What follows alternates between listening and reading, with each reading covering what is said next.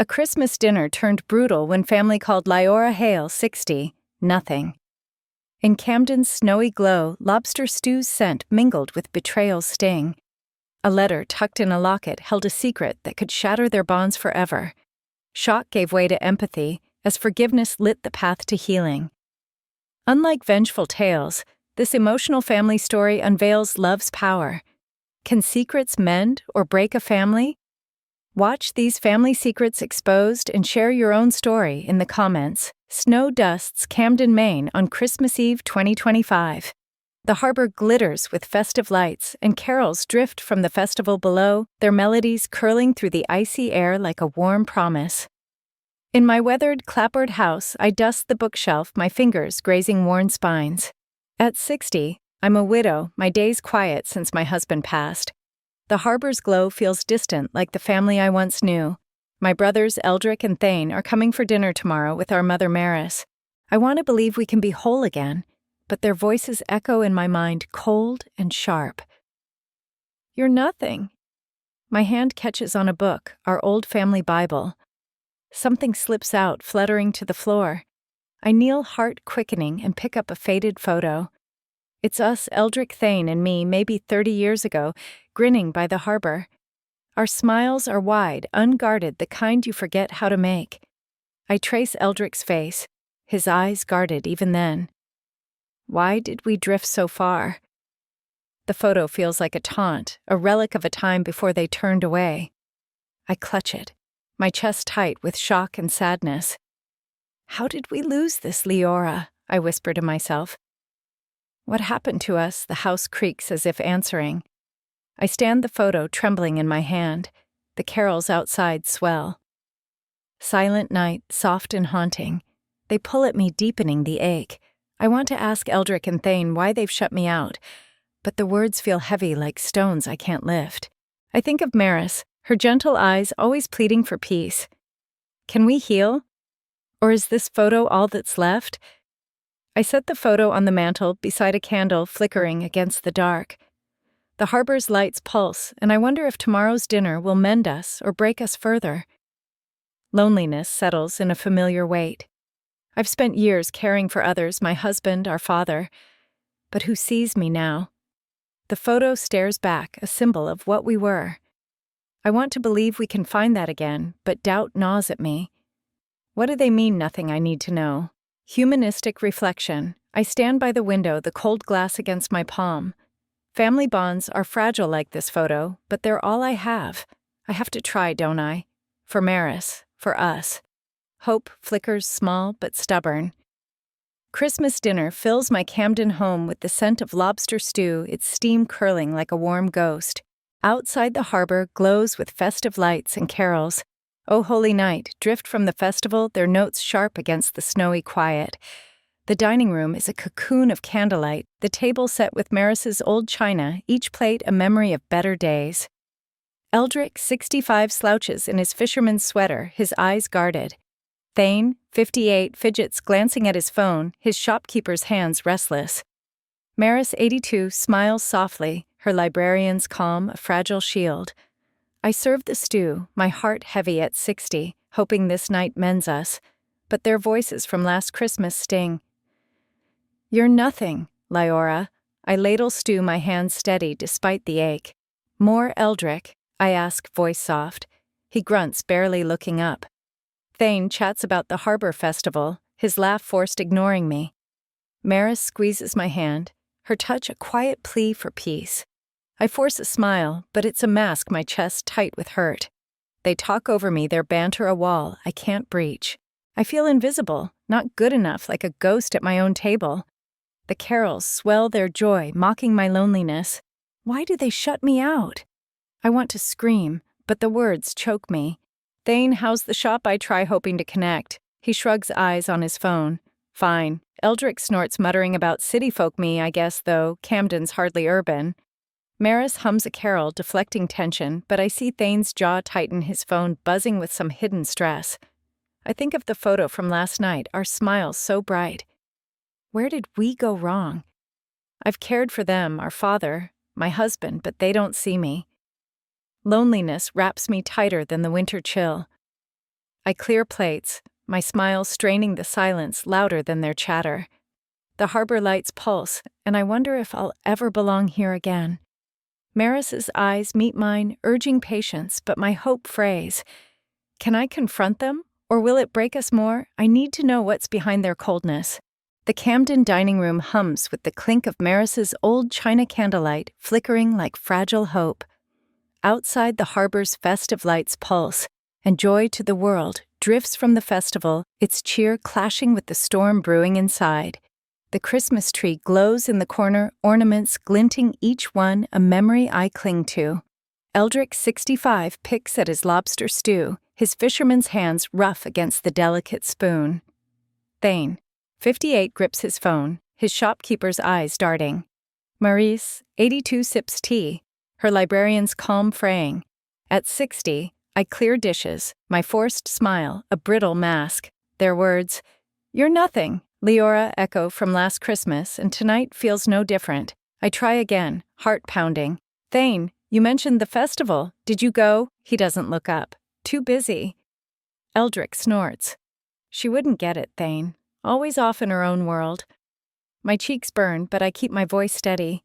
"I'm right here, Eldrick." He rolls his eyes. Maris hums a carol, her voice thin, but Thane's patience snaps. "You never mattered, Leora," he says, voice low and sharp. "Always acting superior, like we're beneath you." The words hit like a slap shock, freezing me. My fork clatters and the room goes silent, the carols outside a cruel backdrop. "Thane." I choke. "How can you say that?" He glares, jaw tight, his phone buzzing some secret stress, I'm sure. Eldrick leans back smirking, but his eyes flicker to Maris protective. "Enough," Maris says softly, her voice trembling. "Clara, my boss says Leora's a blessing to this town. Her defense stings as much as it soothes. Why does it take a stranger to see me?" I stand, hands shaking, loneliness wrapping me like the winter chill. "I've cared for this family," I say, voice breaking. Why is that nothing? I think of the photo, our smiles so bright. Thane's words cut deeper because they feel true. Am I nothing to them? My smile, strained all night, crumbles. I want to demand answers, but fear holds me back. What's Thane hiding behind his anger? I need to know. But the rift feels wider than ever. Humanistic reflection. I grip the table candles flickering. Honesty hurts, but it's the only way to mend this. I want to believe we can, but Thane's words make me doubt everything. The Camden dining room feels like a ship adrift, candlelight wavering as the harbor's festive glow fades beyond the frosted windows. Snow swirls outside, muffling the carols. Hark, the herald angels sing that once felt warm. The Christmas tree's ornaments glint, mocking the tension choking the air. Eldrick, 65, leans back, his fisherman's face hard. Thane, 58, clutches his phone, his shopkeeper's fingers twitching, stress etched in his frown. Maris, 82, stares at her tea, her librarian's calm shattered. At 60, I stand by the table. Thane's words. "You never mattered," Leora burning in my chest. My heart races, shock turning to anger. There's something he's hiding and I can't stay silent. "Thane." I say, voice sharp. "Why say I'm nothing?" "What are you keeping from me?" He flinches, eyes darting to his phone, buzzing again. "Debts." I bet piling up at his shop. Nothing, he snaps, but his voice cracks. Eldrick scoffs. "Let it go, Leora. You always stir trouble." My hands shake the photo from Christmas Eve flashing in my mind. Our smiles now ashes. "Trouble," I retort, stepping closer. "I've held this family together, caring for Dad for all of us. And you call me nothing." The room tightens. Maris's gasp, the only sound. Thane stands chair scraping. "You left us." "Leora, moved here acting better than us." His voice breaks and I see it's shame, not just anger. His shop's failing and he's lashing out to hide it. I step onto the porch, the icy air biting harbor lights blurred by snow. "I never left you," I shout, voice raw. "I stayed, cared, loved you." Eldrick follows his shadow looming. "Enough," he growls, but his eyes flicker guilt. Maris weeps inside, and loneliness claws me colder than the wind. I grip the railing. Thane's accusation echoing. Am I nothing because I stayed? The carols fade, and I feel the weight of years carrying unseen. I want to know Thane's secret, but this fight might break us. What's he hiding, and why does Eldrick defend him? Humanistic reflection. On the porch, I breathe the salty air. Justice means truth, even if it hurts. I want to understand Thane to find a way back, but his words make me doubt my worth. The Camden porch is a frozen refuge, snowflakes stinging my face as harbor lights blur through the storm. Inside the dining room's candlelight feels a world away. The Christmas trees glow, dimmed by our fight. Thane's words. You never mattered. Lyora, pulse in my chest raw and heavy. At 60, I grip the railing, the icy wood biting my hands, loneliness sharper than the wind. The carols, away in a manger, fade their softness, a cruel echo of my isolation. Maris's weeping drifts from the house, and I want to run, but my feet stay rooted. The door creaks. Maris, 82, steps out. Her librarian's shawl wrapped tight, her eyes red but resolute. Leora, she says, voice trembling. We need to talk, all of us. I shake my head, despair clinging. They don't want me, Mama. She touches my arm, her hand warm, and pulls out her old locket, Dad's gift engraved with our initials. This holds us together, she says, even when it hurts.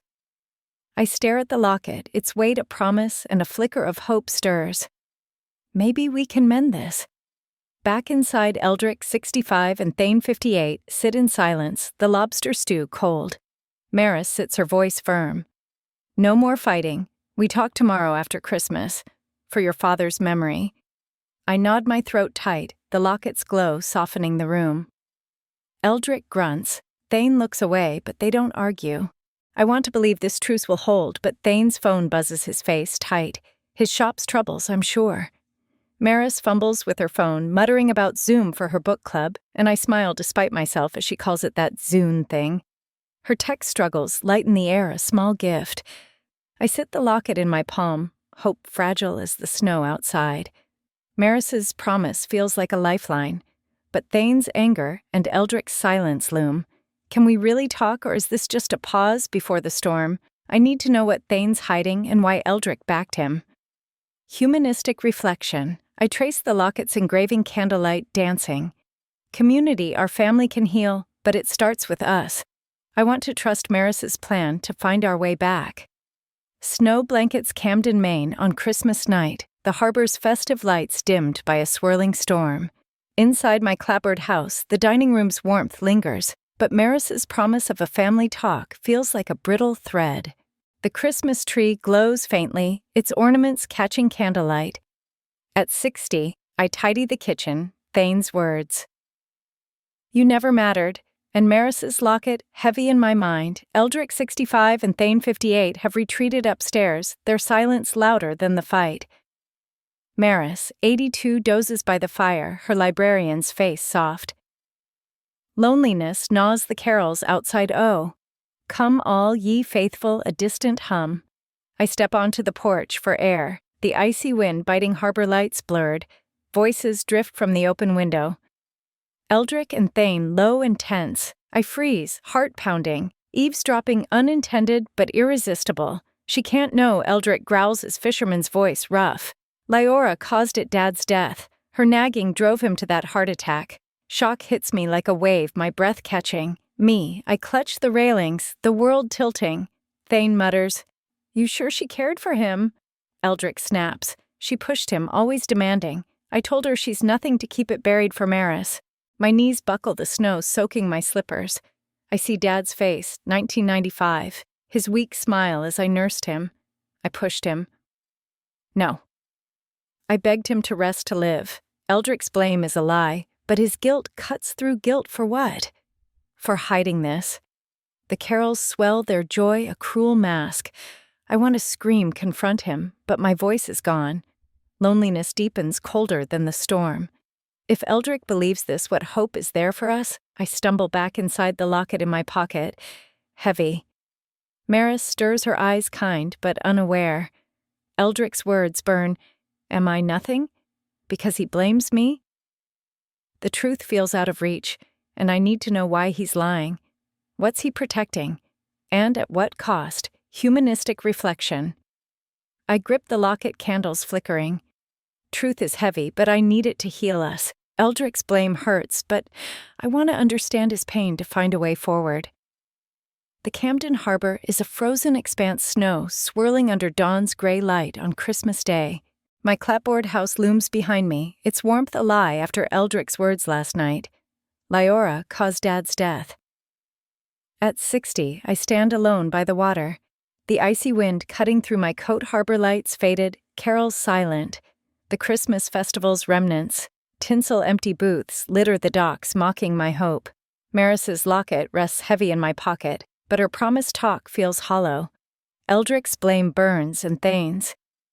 You never mattered, echoes merging into a truth I can't shake. I'm abandoned, worthless to them. I clutch my scarf, tears freezing on my cheeks. Why Eldrick? I whisper, voice lost in the wind. I see Dad 1995, his heart failing as I begged him to rest. I cared for him, nursed him, loved him, yet Eldrick says, I killed him. My knees sink into the snow, loneliness, a weight I can't carry. I've given everything caring for Dad, my husband, this family, and they see nothing. The harbor's waves crash relentless, and I feel like driftwood cast aside.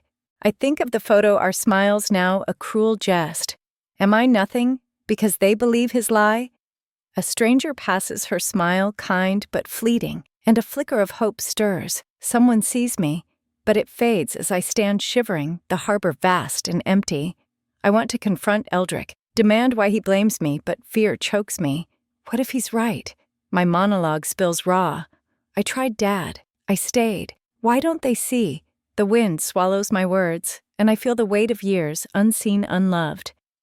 Maris is home. Thane's shame-hidden, Eldrick's guilt. A wall none reach for me. I turn back the house, a distant shadow. I need answers, but this pain might break me. What's Eldrick hiding, and can I face it alone? Humanistic reflection. I touch the locket, snow falling. Compassion for myself means holding this pain but seeking truth. I want to heal, but abandonment cuts deep. Back in my Camden home, the Christmas dawn casts a pale glow through frosted windows, snow muffling the harbor's hum. The dining room's candles are stubs the Christmas tree's ornaments dull in the light. Maris's locket lies heavy in my pocket, its weight anchoring me after Eldrick's blame. Lyora caused Dad's death. At 60, I sit by the hearth, the fire's embers fading loneliness, a tide pulling me under. Thane's, you never mattered, and Eldrick's lie churn, but a memory stirs 1995, the year Dad died. I need to understand what I did wrong. I close my eyes, and I'm there. Our old Camden house, summer's salt air thick. Dad, 70, lies frail in bed, his heart weak. I'm 30, exhausted nursing him while Eldrick fishes and Thane runs errands. Maris weeps in the kitchen. Rest, Dad. I plead, adjusting his pillow. He smiles, voice thin. You're my strength, Lyora. I push him to eat, to fight, but he's slipping. Eldrick storms in eyes red. Stop nagging him, Lyora. You're making it worse. I flinch but stay holding Dad's hand. His watch, silver ticking, sits by the bed, a symbol of time we're losing. I'm trying, I whisper, but Eldrick's gone. That night, Dad's heart fails. I'm with him. Maris, sobbing. Thane, silent. Eldrick doesn't come. I cared, sacrificed, but Eldrick saw only my pushing, not my love. The memory fades, and I'm back, the hearth cold. The watch, now mine, ticks in my drawer upstairs. Did I push too hard? No, I loved him. Eldrick's blame is his burden, not mine. Loneliness lingers, but empathy blooms for his pain, his misunderstanding. I want to confront him, but first I need to know why he's lied all these years. I stand the locket warm in my hand. Maris sleeps upstairs. Thane and Eldrick silent. The harbor's quiet. No carols today. I'm not nothing I cared. But what's Eldrick hiding, and can I face it? Humanistic reflection. I hold the locket, embers dim. Forgiveness starts with seeing Eldrick's pain, not just mine. I want to heal us, but truth comes first. Mid-morning light filters through Camden's library, its oak shelves glowing under Christmas wreaths. Snow dusts the harbor outside the festival, quiet now. No carols to soften the silence. At 60, I sit at a reading table. Maris's locket in my pocket, Eldrick's blame. Lyora caused Dad's death a weight I can't shake. Thane's "You never mattered" stings. But Chapter 8's memory of Dad's death showed my care, not harm. Loneliness lingers, but I'm here to see Clara Maris's boss seeking clarity before confronting Eldrick. Clara, 55. Approaches her library director's smile kind. "Lyora Maurice raves about you," she says, handing me a note. "This came yesterday."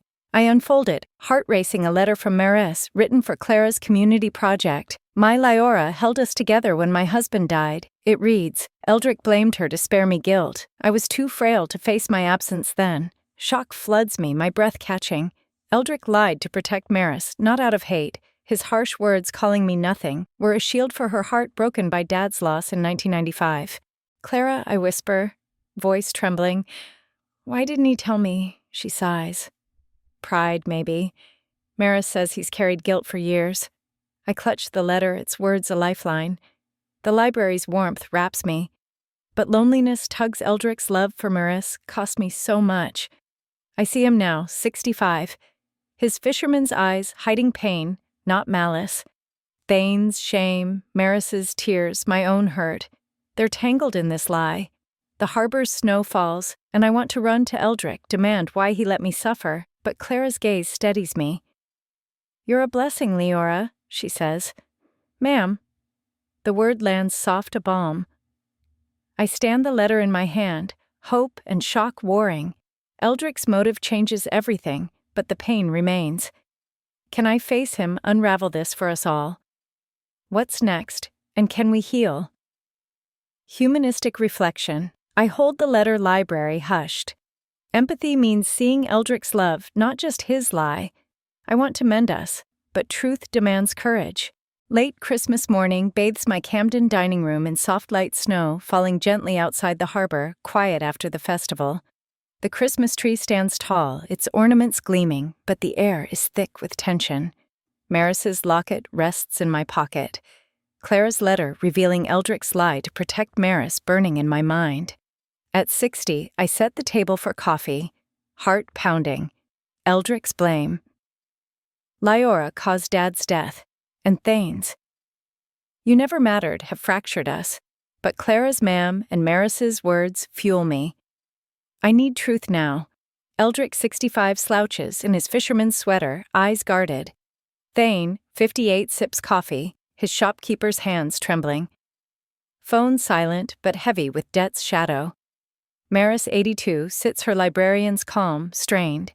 I stand, voice steady despite fear. Eldrick, Thane, we need to talk. No more lies. Eldrick stiffens. Thane looks away. Maris nods, her eyes pleading. "Why did you blame me for Dad's death?" "Eldrick," I ask, pulling out Clara's letter. "Maris wrote this. You lied to spare her guilt. But why let me suffer?" Eldrick's face hardens. "You don't get it, Lyora. You pushed Dad, nagged him to death." I slam the letter down, voice rising. "I cared for him, Eldrick. I stayed, nursed him while you ran off fishing." Thane flinches, muttering. "Enough, both of you, but I'm not done. Thane, you called me nothing. Is it because your shop's failing?" "Why hide it?" His eyes widen, shame flashing. "How'd you know he chokes phone-buzzing creditors, I'm sure?" Maris gasps. "Thane, why didn't you say Eldrick stands towering?" "I lied for Maris, she couldn't handle the truth." "You were strong, Lyora, so I let you take the blame." His voice breaks, guilt spilling. "I'm sorry. I tremble. Tears hot. You made me feel abandoned, Eldrick. Both of you." Maris weeps, reaching for me. "I didn't know, Lyora." Thane's head drops. I was ashamed he admits my shop's gone. I lashed out. The room reels, loneliness fading as truth pours out raw and real. I grip the locket, the tree's lights warm. "We're family," I say, voice soft. We talk, we heal. Eldrick nods. Thane exhales. Maris smiles through tears. But I wonder, did I push them away too? The answer's close, and I need to face it. Humanistic reflection. I touch the locket, coffee steaming. Honesty binds us even when it hurts. I see their pain now, and mine, but we're not done healing. Dawn's light spills over Camden's harbor snow, glittering like scattered diamonds on Christmas Day. My clapboard house hums with quiet, the Christmas tree's ornaments catching the glow. After yesterday's confrontation, Eldrick's apology and Thane's confession, his shop's failure, hang heavy. Maris's locket rests in my pocket. Clara's ma'am, a soft echo. At 60, I stand by the window, coffee warm in my hands, the harbor's calm, a mirror to my heart's shift. Loneliness lingers, but truth has cracked the walls between us. Yet a question gnaws. Did I push them away? I sit. Maris 82, knitting nearby her librarian's calm, restored. Eldrick 65 and Thane 58 are out clearing snow. I think back years of caregiving for Dad. My husband left me drained. After Dad's death in 1995, I pulled back, dodging family talks, fearing more loss. My aloofness, born of grief, built a wall. Shock hits me soft but deep. I wasn't just their victim. I distanced myself, making it easier for Eldrick to blame me for Thane to lash out. My sacrifice, caring till I broke, was unacknowledged even by me. Why didn't I see it? I murmur, voice trembling. Maris looks up, eyes kind. Lyora, you carried so much, she says, setting her needles down. We all miss things. I nod, tears pricking. I shut you out, Mama, after Dad. I was afraid. She takes my hand, her touch warm. You're here now, she says. I see it clearly. My grief fueled their distance, their pain. The locket's weight feels lighter, forgiveness blooming for them, for myself.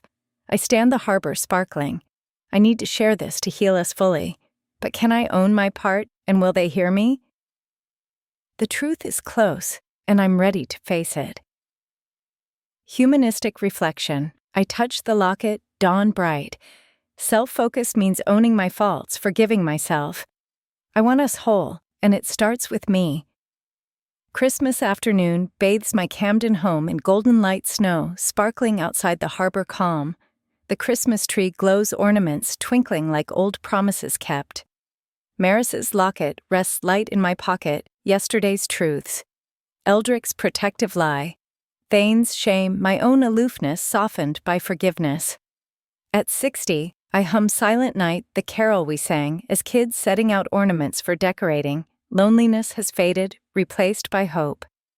Clara's ma'am echoes a reminder of my worth, and I'm ready to heal us. Eldrick 65. Lumbers in his fisherman's hands, gentle with an ornament. Thane, 58, follows his shopkeeper's face lighter, despite his debts. Maris, 82, beams her librarian's eyes bright. Let's make it like old times, I say, voice warm. We hang ornaments, laughter bubbling. Thane recalls stealing cookies. Eldrick admits he broke Dad's lamp. I touch an angel ornament, Dad's favorite. I pulled away after Dad died. I confess, voice steady. I'm sorry. Eldrick nods, eyes soft. We all hurt Leora. I shouldn't have blamed you. Thane grips my shoulder. You're not nothing. I was wrong. Maris pulls out her phone, grinning. Look, I zoomed my book club. Her tech triumph sparks cheers, easing old tensions. We sing Silent Night, our voices blending, a signature moment, knitting us whole. Tears prick my eyes, joy swelling. Clara arrives a surprise guest, her smile wide. Ma'am, she says to me, you're Camden's heart. Maris hugs her. Thane laughs. Eldrick grumbles fondly. The tree shines, family bonds, strong, loneliness gone. I step to the window harbor, aglow. We're enough, I whisper. Hope bright. I turn smiling. Share your family story.